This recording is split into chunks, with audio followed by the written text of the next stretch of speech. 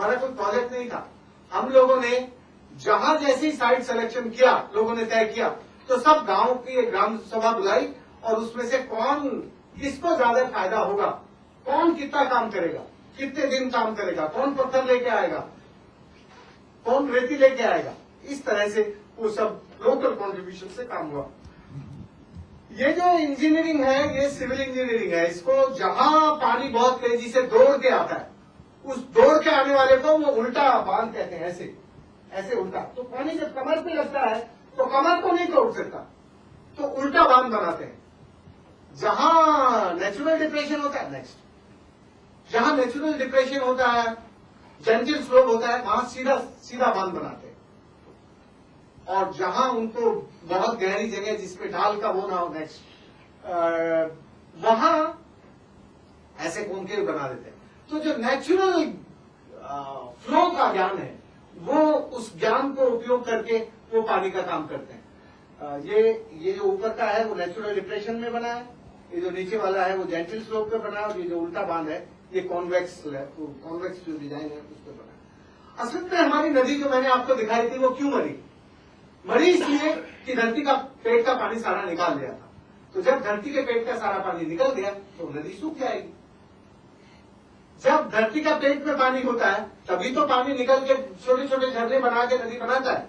तो हुआ ये कि ये नदी सूख गई। सबसे पहले तो ये कुआं बना, ये कुआं, इस कुएं ने पानी खींच लिया, फिर ये ट्यूबवेल लगा, फिर ये बोरवेल लगा, और फिर ये सबमर्सिबल पंप लगा।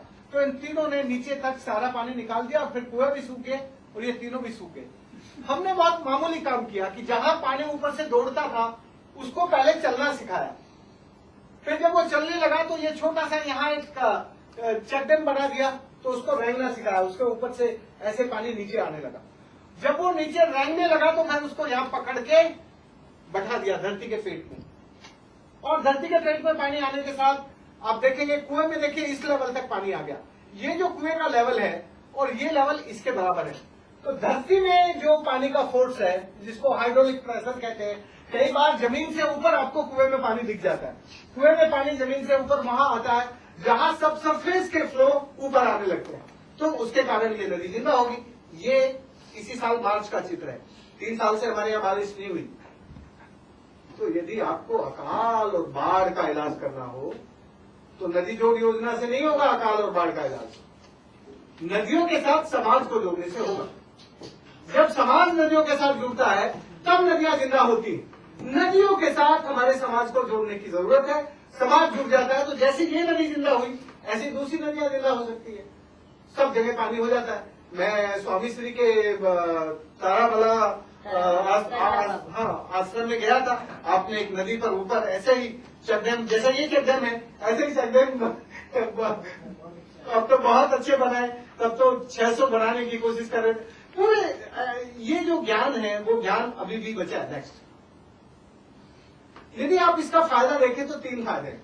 इसमें विनाश नहीं होता, विस्थापन नहीं होता, विकृति नहीं है इसमें केवल जो रिजुनेशन है उसको बढ़ाने का काम होता है। जो भी कुछ हमारे पास मौजूद है उससे उसकी क्षमताएं बढ़ती हैं, वो रिवाइवल होता है, वो आगे बढ़ता है, और एक तरह से दूध और खेती ये सब अपने आप होने लगती है। जहां न दूध होता था न खेती होती थी, वहां पानी आया तो दूध और खेती अपने आप आ गई। और जो जिसको आप इकोलॉजी कहते हैं, ये जो क्या मैं कहता हूँ मौसम का मिजाज, आप लोग इकोलॉजी कहते होंगे।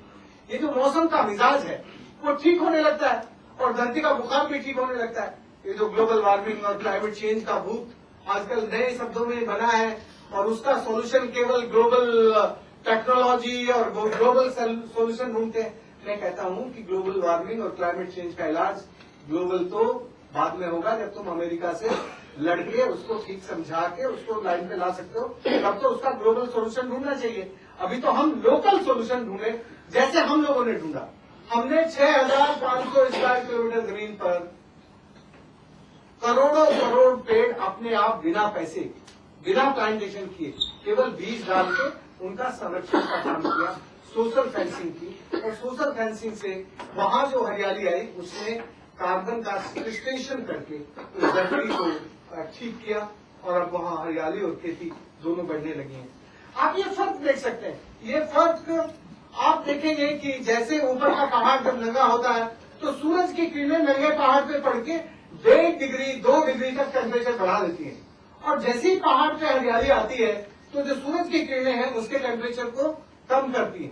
और फिर जब धरती में पानी भर जाए, ये वही नदी है जो अभी ये 20 फरवरी का फोटो है, 12 साल पहले का ऊपर का फोटो है 20 फरवरी के दिन का, और नीचे वाला भी 20 फरवरी के दिन का ही है। सेम डेज आप देख सकते हैं कि किस तरह से जंगल और पहाड़ अपने आप हरे होते हैं। और फिर लोग क्यों नहीं करते इस काम को? लोग इसलिए नहीं करते कि ये जो हमारी सरकारें हैं ये मालिक बन गई है। हमारी नदी में जैसे ही पानी आया तो सबसे पहले लूटने के लिए सरकार पहुंची वहां। सरकार ने हमारी नदी में मछलियों के ठेके दे दिए।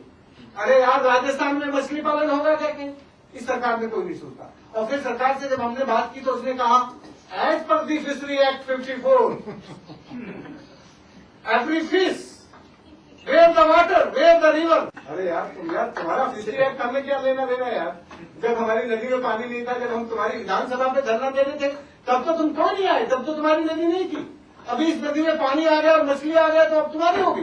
तो बड़ी लड़ाई हुई, और उस लड़ाई के बाद फिर हमने कहा ये नदी भी हमारी, पानी भी हमारा, मछली भी हमारी। और फिर हमने नदी की एक संसद बनाई, अरवरी पार्लियामेंट। और इस पार्लियामेंट ने अपने रूल रेगुलेशन बनाए। नेक्स्ट, वो रूल रेगुलेशन हमने दिल्ली की पार्लियामेंट जैसे नहीं बनाई। दिल्ली की पार्लियामेंट में हमेशा जूता पजार होती है छोटी छोटी बातों पर। हमारी पार्लियामेंट में पिछले 15 सालों में कभी जूता पजार नहीं हुई, क्योंकि आप देखेंगे हमारी जो पार्लियामेंट है उसके ये 11 सिद्धांत है, और ये सिद्धांत हमारे जीवन को डिसिप्लिन करते हैं।